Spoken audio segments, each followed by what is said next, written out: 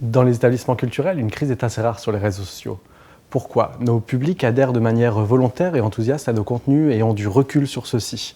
Les enjeux d'image de nos institutions culturelles ne sont pas les mêmes que celles des marques commerciales. Elles sont d'ailleurs plus facilement aimées, on adhère à elles de façon plus enthousiaste. Pourtant, à travers les artistes qui s'y exposent ou qui s'y produisent, les thématiques abordées ou les enjeux de société, nos institutions culturelles ne sont pas à l'abri d'amas de buzz. À l'origine d'une crise sur les réseaux sociaux, il y a la production d'un message issu de la communication de l'établissement ou de quelqu'un d'autre. Puis sa diffusion accompagnée de réactions critiques. Et pour qu'une bonne crise s'enracine, ce sont souvent des relais d'influence qui s'en emparent. Et pas sur n'importe quel support, sur Twitter plutôt que des courriels. Ce qui permet une grande viralité et une facilité de réaction. Il y a plusieurs facteurs qui favorisent l'émergence d'une crise et plusieurs types de crises. À travers cette vidéo, nous allons tenter de les comprendre et aborder quelques outils pour essayer de les maîtriser.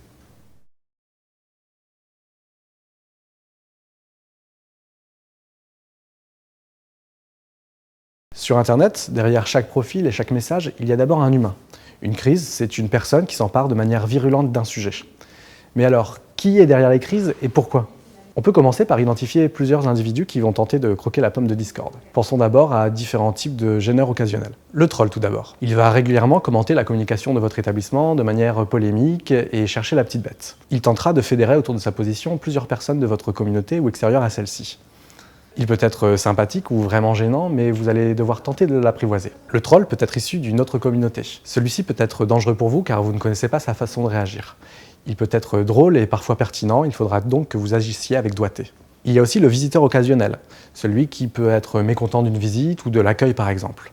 Son problème plus ponctuel sera plus facile à traiter. Voyons maintenant des personnes qui agissent de manière plus structurelle. Au premier rang desquels les individus issus de votre communauté ou non. Ils peuvent s'emparer d'un sujet qui fait écho au sein de la communauté et le message sera diffusé de manière plus rapide. Ce peut être gênant car elle va toucher en profondeur l'intégralité de l'institution. Vous pourrez également retrouver des lanceurs d'alerte, que ce soit des associations ou des individus. Ceux-ci vont s'emparer d'un sujet extérieur à l'institution et souvent prendre cette institution comme exemple. Ce cas peut être plus difficile pour vous car vous allez devoir peut-être lutter contre vos propres idées et faire valoir en tant que porte-parole la position de l'établissement. On peut également trouver des groupes qui vont agir selon des idéologies racistes, homophobes ou sexistes. Si vous avez la loi de votre côté, la difficulté va consister à garder votre sang-froid face à eux. D'autre part, la structuration de leurs propos ou de leur groupe peut être un vrai facteur de risque et la violence dont ils peuvent faire preuve sur les réseaux sociaux doit être jugulée. Dans tous les cas de figure, ce n'est pas l'identité de la personne, mais essentiellement son influence et la portée potentielle de ses messages qui va importer. D'autant que le message peut être en lui-même très convaincant. Autant d'éléments dont vous pouvez vous rendre compte en analysant les statistiques des messages précédents de la personne. Savoir combien de gens interagissent avec lui à travers des réactions faibles, les likes, ou alors des interactions fortes, telles que des réponses aux commentaires. Un autre facteur qui conditionnera votre réaction, c'est la nature de la crise qui va toucher votre établissement. La crise risque-t-elle de porter sur l'histoire de l'établissement, comme l'origine de ses collections, la gestion de l'établissement, gestion financière, recrutement, situation RH, partenariat, la stratégie d'établissement, type d'exposition, politique tarifaire, une personne dans l'établissement, comme ses adhésions politiques, son comportement sur les réseaux sociaux, ou alors un agent de l'établissement, un agent d'accueil par exemple. Une question politique pour les monuments qui peuvent être récupérés à des fins identitaires ou encore le passage d'une personnalité controversée dans l'établissement. Les conditions de visite, horaires, fermeture d'une salle ou différentes interdictions au sein de l'établissement. Un mécontentement ponctuel et anodin spécifique à un visiteur même. Ou encore, et on ose à peine le croire, une erreur qui serait directement issue de la pratique du community manager. Selon les différents cas, vous pourrez agir seul, en interaction avec vos collègues, ou alors prendre la tâche de votre hiérarchie. Mais on imagine mal que vous sollicitiez votre président ou présidente d'établissement pour une faute de frappe sur les réseaux sociaux. Il faut donc que vous puissiez proportionner vos réactions et les actions à mettre en place. Pour ce faire, nous allons vous proposer quelques outils. Chaque crise est différente, mais quelques techniques existent cependant pour pouvoir structurer une bonne marche, une bonne réponse. Deux choses sont primordiales. Tout d'abord, le facteur temps. Il est de quelques minutes, quelques heures sur Twitter, de quelques heures à quelques jours, par exemple sur Facebook. Au-delà de ces délais, ne pas répondre à un message controversé peut être vraiment gênant. Deuxièmement, il faut avoir en tête que la bonne gestion de crise sur les réseaux sociaux, c'est d'abord expliciter des actions qui ne se voient pas. En temps habituel, vos publics sont déjà très friands des coulisses. Là, ils vont véritablement en avoir besoin pour ressentir que leurs propos sont pris en compte. Tout d'abord, vous allez analyser la crise et le contenu des messages. Est-ce qu'il s'agit de propos et d'invectives qui sont plus légers ou alors de messages qui impactent véritablement la structure de l'établissement? Cela va vous permettre de vous reporter à une typologie simple. Les invectives, justement, sont les seuls messages qui ne méritent pas forcément une réponse. Vous allez pouvoir les supprimer s'ils tombent sous le coup de la loi, s'ils ne respectent pas la charte de la plateforme ou une charte d'utilisation que vous avez vous-même produite. Les messages faisant état d'un problème ponctuel et personnel vont mériter une réponse rapide qui va permettre de reporter la personne sur des espaces de conversation privés pendant que vous allez chercher une réponse adéquate. S'il s'agit d'une erreur du community manager, vous allez répondre rapidement.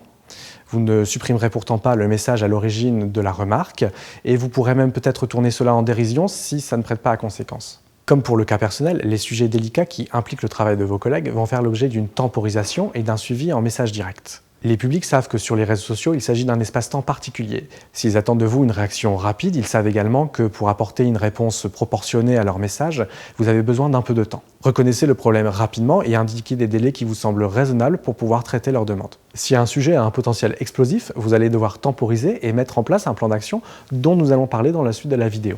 Ce type de situation se présente à partir du moment où vous avez une dizaine de messages par demi-heure, par exemple. En temps de crise, votre approche éditoriale doit répondre à plusieurs critères. Tout d'abord, précision et factualisation, c'est-à-dire que vous vous baserez sur des faits avérés et réels. Deuxièmement, la réactivité. Vous allez agir dans les faits et le faire comprendre.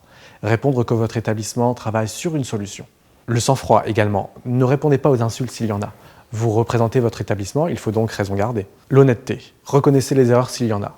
Il faudra d'ailleurs que vous vous assuriez de l'accord de vos collègues pour le faire. La crédibilité, à travers les références que vous prenez pour répondre, mais aussi le ton et les relais de l'information.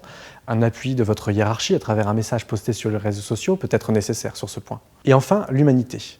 Vous allez montrer que votre établissement est au service de la personne mécontente. Vous vous montrerez désolé s'il s'agit d'une gêne et faites comprendre que vous allez prendre en compte ce propos pour des actions futures. Si le problème est plus profond, vous montrez que vous avez reçu le message, mais vous ne vous engagez pas sur la réponse. Il faut en effet, pour ce faire, que ce soit un officiel qui prenne la parole. Une crise, c'est d'ailleurs d'abord le facteur humain. Si vous êtes, en tant que CM, anxieux ou anxieuse à l'idée de répondre à la personne qui est en face de vous, n'oubliez pas que celle-ci est en colère. Cela va faire apparaître vos réponses avec un prisme déformant. Essayez de vous projeter à la place de celle-ci. Pour cette raison, vos réponses vont être courtes et simples. Ne partez pas dans trop d'allers-retours, par exemple. Si plusieurs personnes prennent la parole sur le même sujet, vous devez tenter de comprendre leur point de vue et leurs arguments pour répondre de manière personnalisée. C'est à vous de vous adapter à la personne qui est en face de vous pour tenter de désamorcer le mécontentement. Ne vous attendez pas à l'inverse. Et vous d'ailleurs, en tant que CM, si vous êtes à l'origine de l'erreur, ne paniquez pas trop. Vous devez ramener la crise à sa juste valeur, vous n'avez pas fait une erreur de manipulation dans une centrale nucléaire. Posez les choses à plat et décrivez la situation. Vous pouvez par exemple faire un rapport à vos supérieurs. Celui-ci vous permet de garder la tête froide.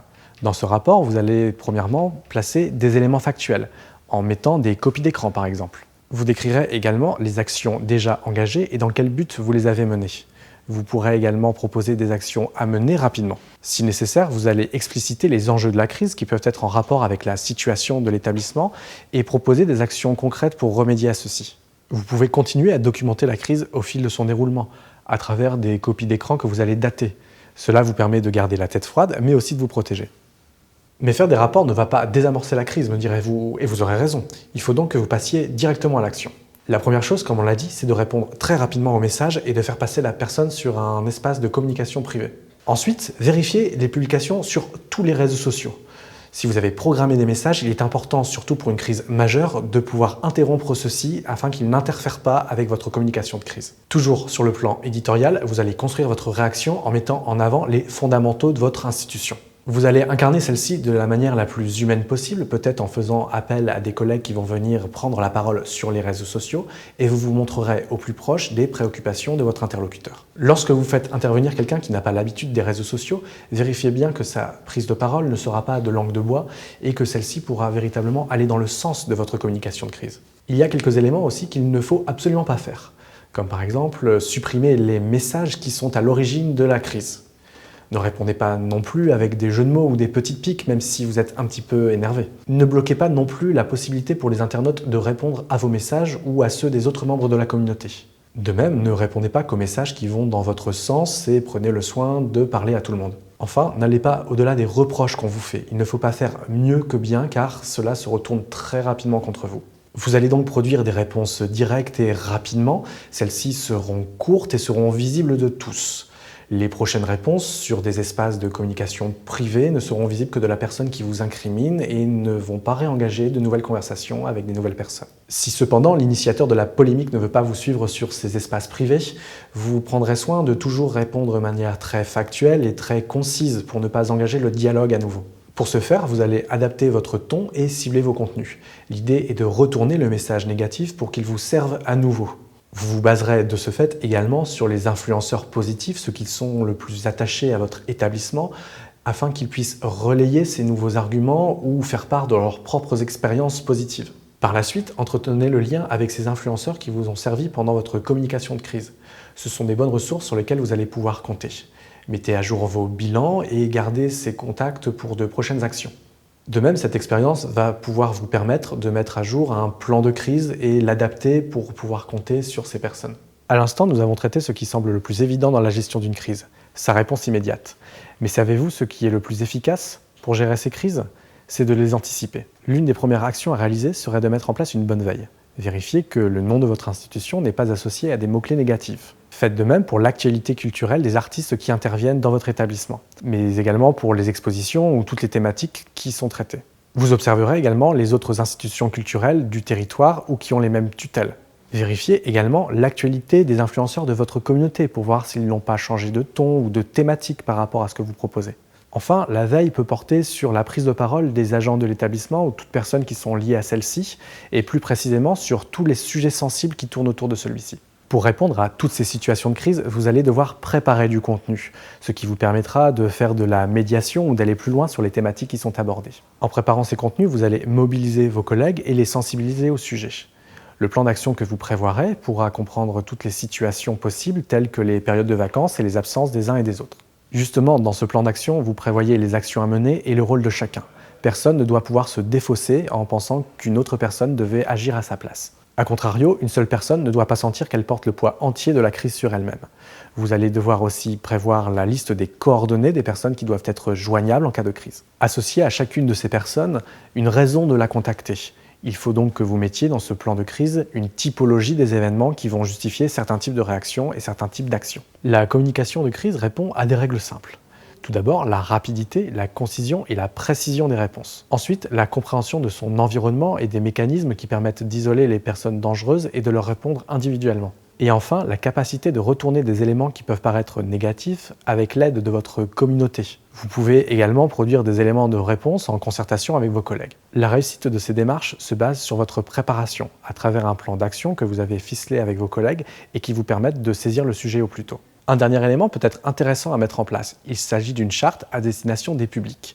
Celui-ci peut justifier une réponse plus ferme, par exemple en cas d'insulte ou de dérogation à la charte. Vous l'avez donc compris, la réponse à une crise n'est qu'une question d'anticipation et d'intuition. En tant que community manager, c'est justement la connaissance de vos publics, de votre communauté, mais aussi du secteur d'activité de votre institution qui va vous permettre de repérer les points sensibles et d'agir au plus vite.